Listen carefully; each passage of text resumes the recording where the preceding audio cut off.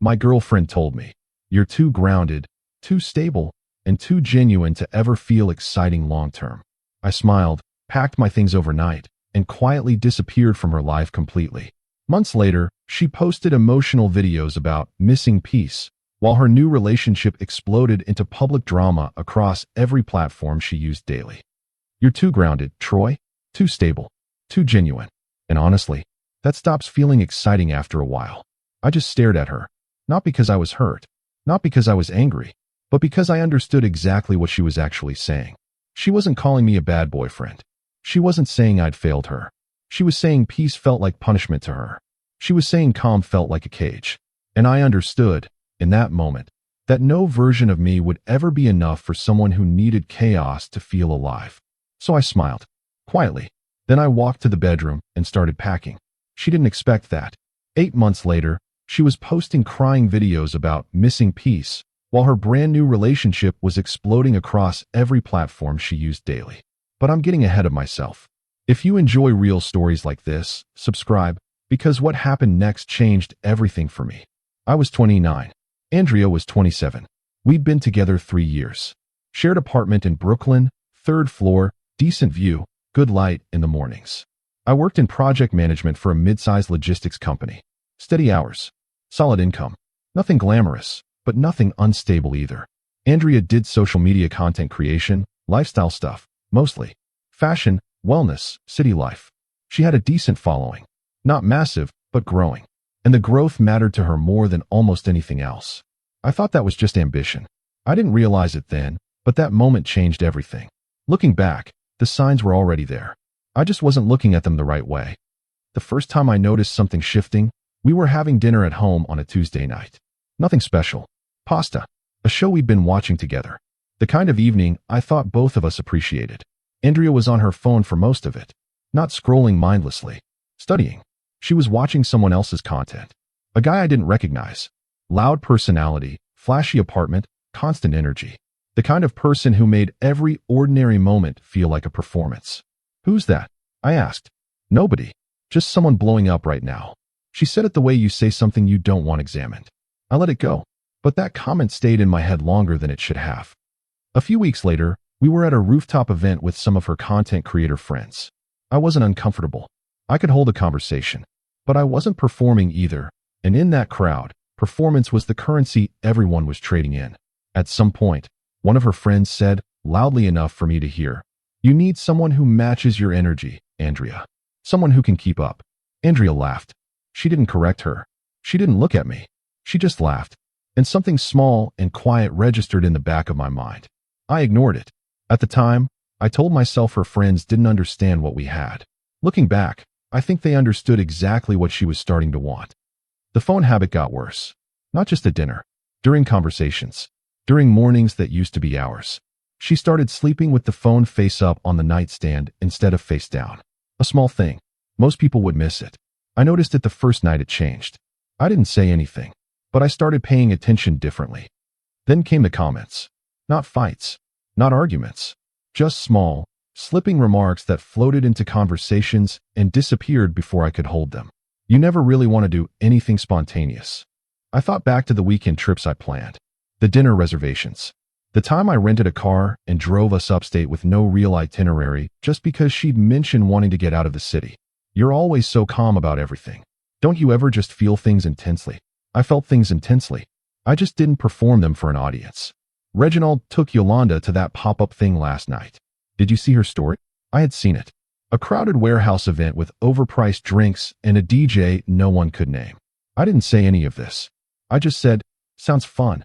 That was the wrong answer. She wanted me to want it. She wanted me to compete. And I didn't understand yet that the competition had already started without my knowledge. I want to tell you something I didn't realize until much later. Andrea wasn't a bad person. That matters. This story is easier if she's a villain. But she wasn't.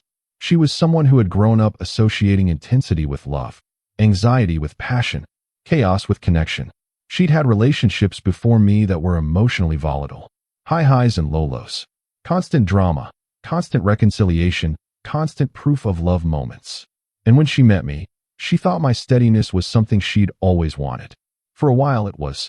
But somewhere in that second year, right around when her following started climbing and the content world started pulling her in different directions, she began mistaking my stability for emotional flatness.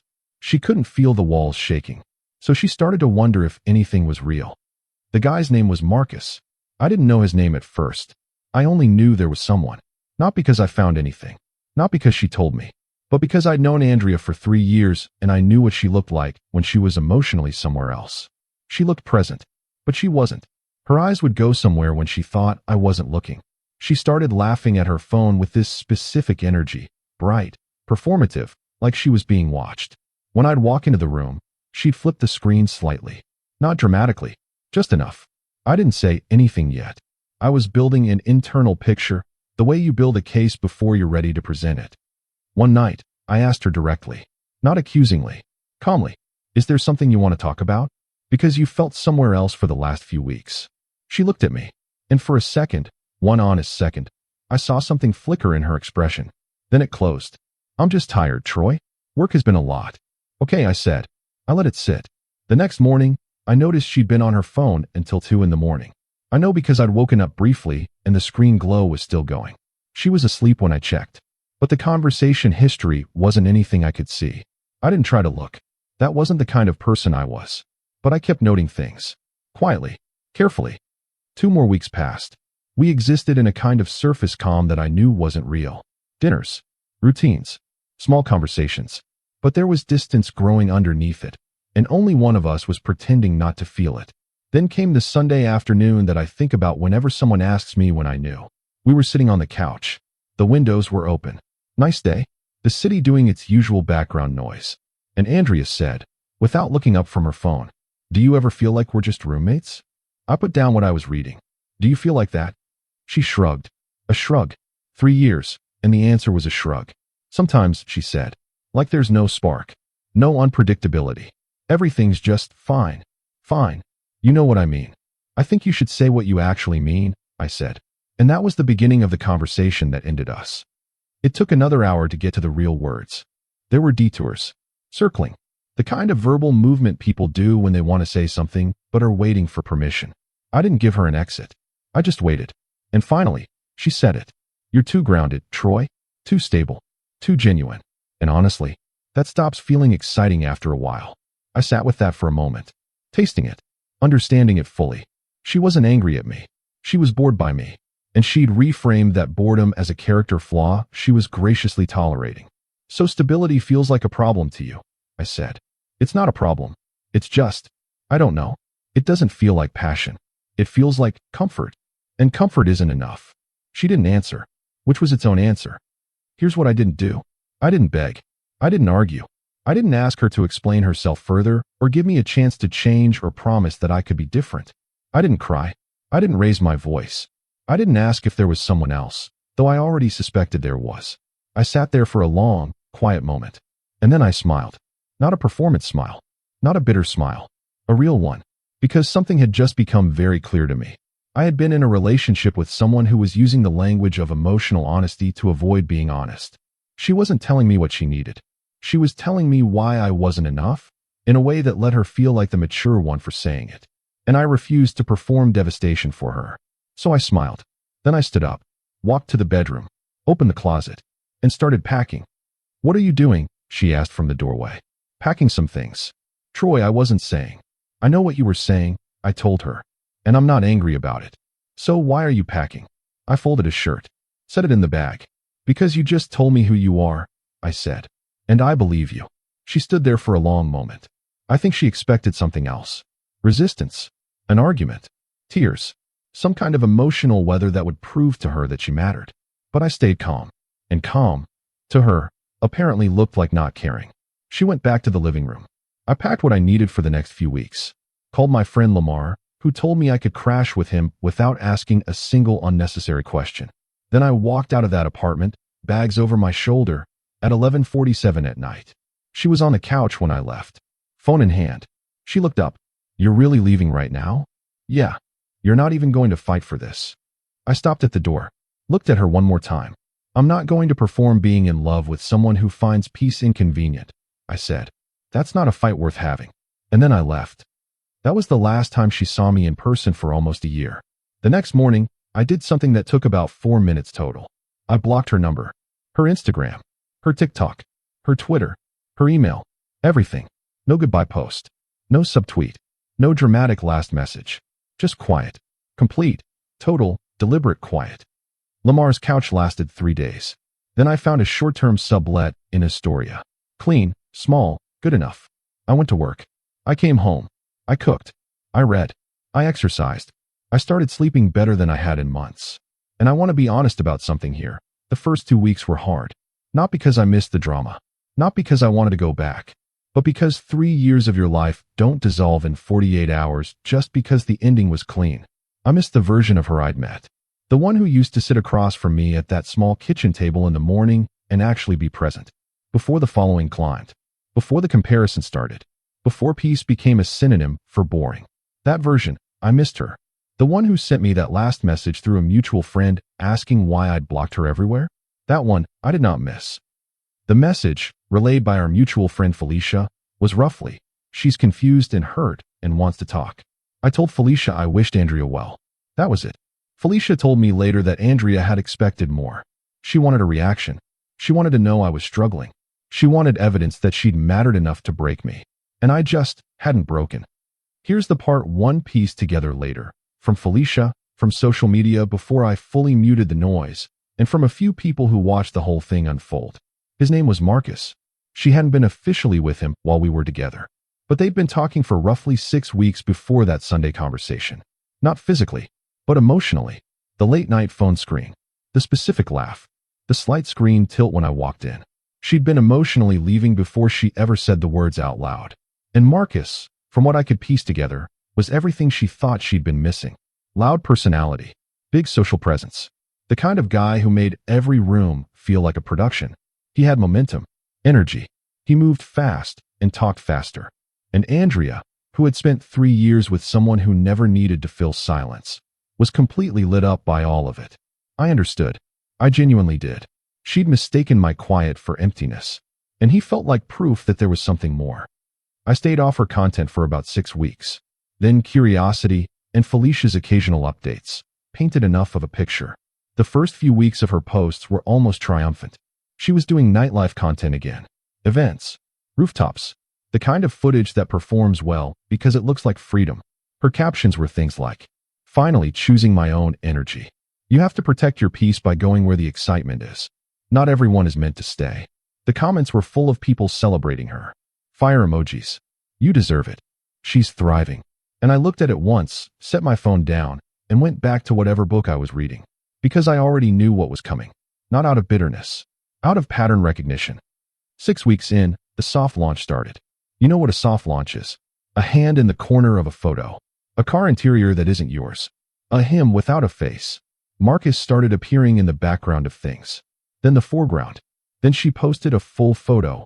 A restaurant. Both of them. His arm around her. Big smiles. The comments called them goals. She captioned it something about finally feeling alive again.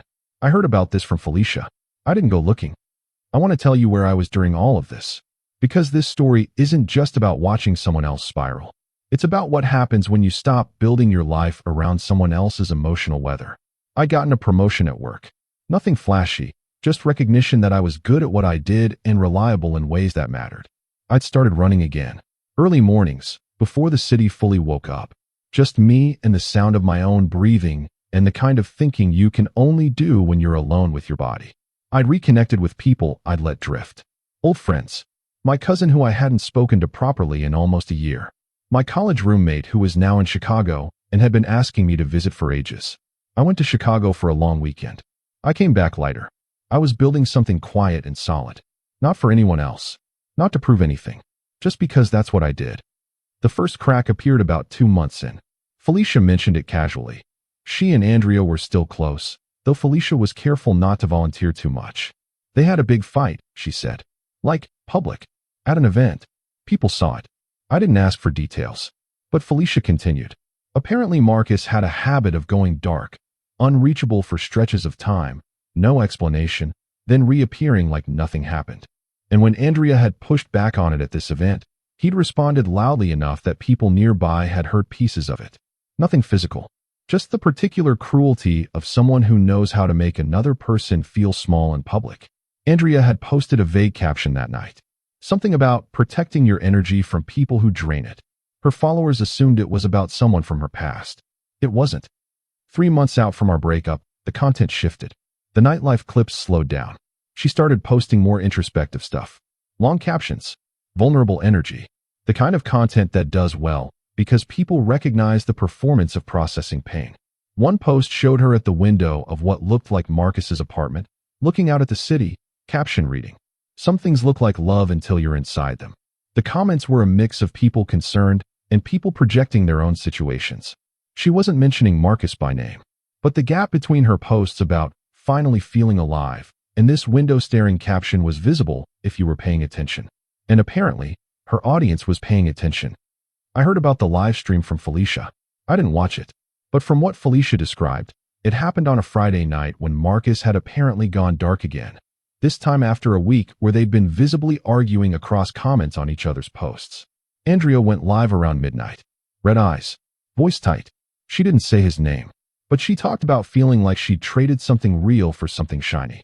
She talked about how chaos can feel like passion until it becomes the only thing you feel. She said, and this is the line that Felicia repeated to me verbatim, "I used to have peace.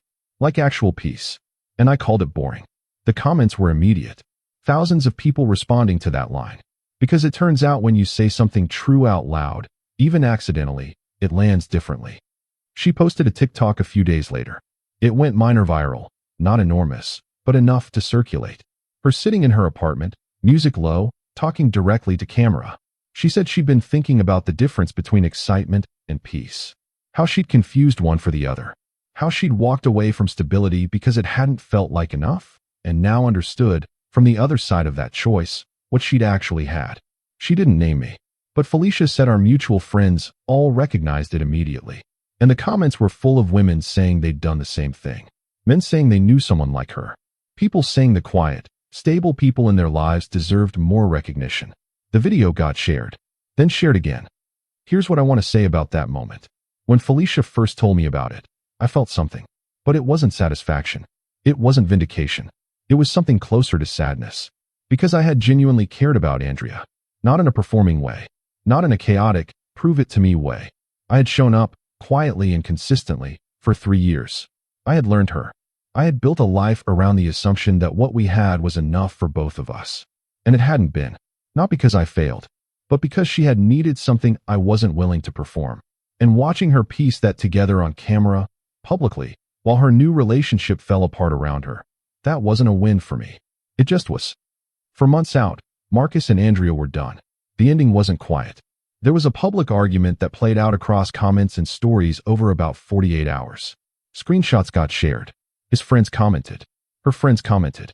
Someone made a compilation of the arc, the goals, post from the beginning, the vague pain captions in the middle, the live stream breakdown, the final public rupture. It circulated widely in the content creator circles she ran in. She went quiet for about 2 weeks after that. No posts. No stories. Nothing. When she came back, she looked different. Not older. Just quieter. Her first post back was a simple photo. Her apartment, morning light, cup of coffee, book open. Caption: learning to sit with stillness again. The comments were kind. People recognized the shift. She started posting less frequently. More deliberately. The performance dialed down. And Felicia mentioned once that Andrea had started talking about wanting something different. Someone grounded. Someone who made her feel safe. I heard that. Filed it away. Said nothing. There was one more moment.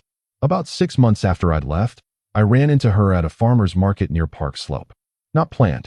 She turned around from a vegetable stand, and there I was. She froze. I think she expected me to look wrecked.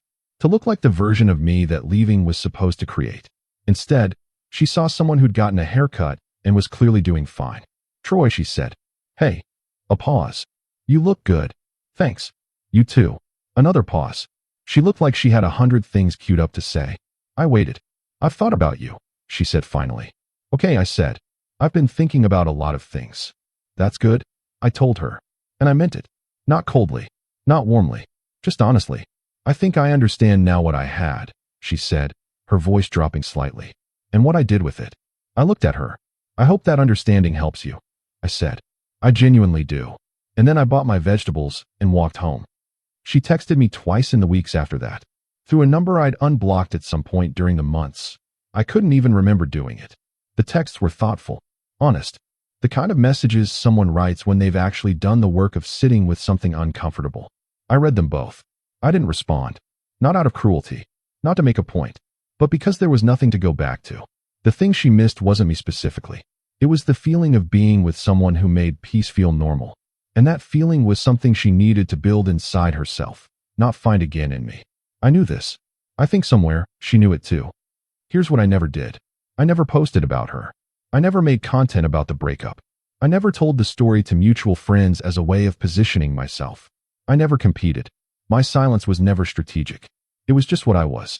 And somehow, that silence, that complete, quiet removal of myself from her life, became the loudest possible statement. She had called me boring. She had called me too grounded, too stable, too genuine to be exciting. And in the months that followed, the most exciting version of her life burned itself down publicly, repeatedly, on every platform she'd built her identity on. While I ran in the mornings, got promoted, went to Chicago, read books, cooked food, slept soundly. Felicia asked me once, almost a year later, if I had any regrets. I thought about it honestly. I said I regretted not seeing it clearly sooner. I regretted some of the time I spent quietly hoping things would stabilize on their own instead of naming what I was watching. But the leaving? No. The silence? No. The refusal to beg? Not even close. People ask me sometimes what the lesson is. I don't really believe in lessons, honestly.